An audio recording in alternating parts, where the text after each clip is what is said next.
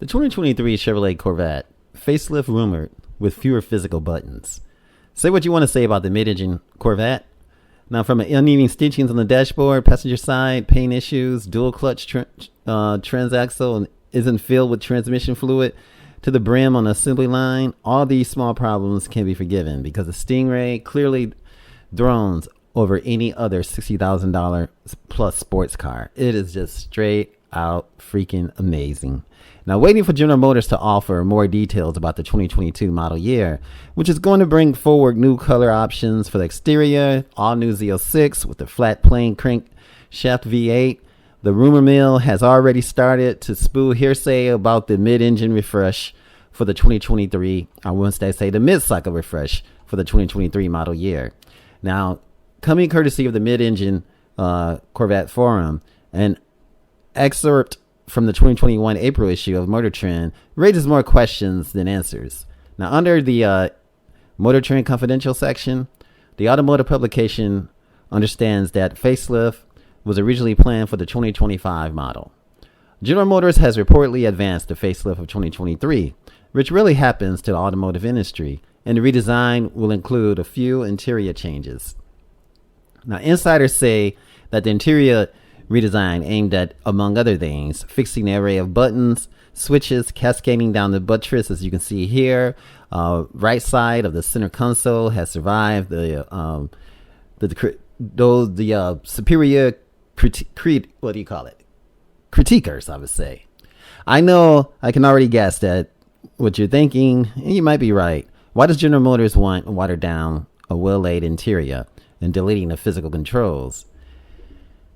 I'm afraid no one has a viable answer for that kind of question, but I would be sorry to see that the cockpit of the mid-engine Corvette looks anything like any other modern interior.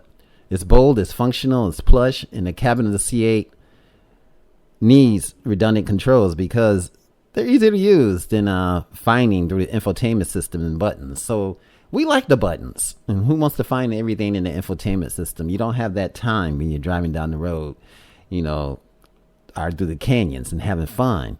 Now, the wall of buttons further gives the Corvette a unique identity, both stylish and functionality. Now, the touchscreens replacing physical controls is like taking inspiration from, just say a mass-produced furniture retailer such as IKEA. You can't do that with an automotive design. It's good to have the buttons, so we don't agree with that. But if Corvette wants to, if GM wants to, hey, have at it. Let's take a look at some pics and just look at some close interior pics. Look at the stitchings. There was a stitching area, on the dash. People were complaining about that, and they're going to fix that. The stitching here looks pretty nice. It doesn't look like it's slacking. You got the cell phone holder, sound system. Everything. I mean, the stitching looks okay here. It doesn't look like anything's off point. But I think the stitching that people were talking about was right here. That there was an issue.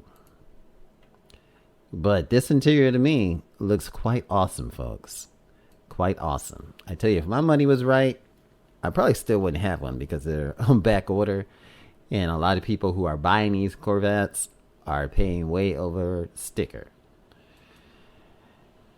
And a lot of people haven't even received theirs yet. But this is one awesome, well-made machine. I mean, this is a straight-up American supercar. This is Automotive Reviews. Thanks for watching. Remember, like, share, and subscribe. And look at this cascade of buttons. To me, it looks quite fine. I love the buttons. Tell me what you think in the comments. Automotive Reviews. Hi, this is Bruce from AO Automotive Reviews, encouraging you to subscribe, to like, and to continue watching these videos. Thanks for watching, and I look forward to putting out a lot more great content. Thanks for watching and subscribing. Much love. Peace out.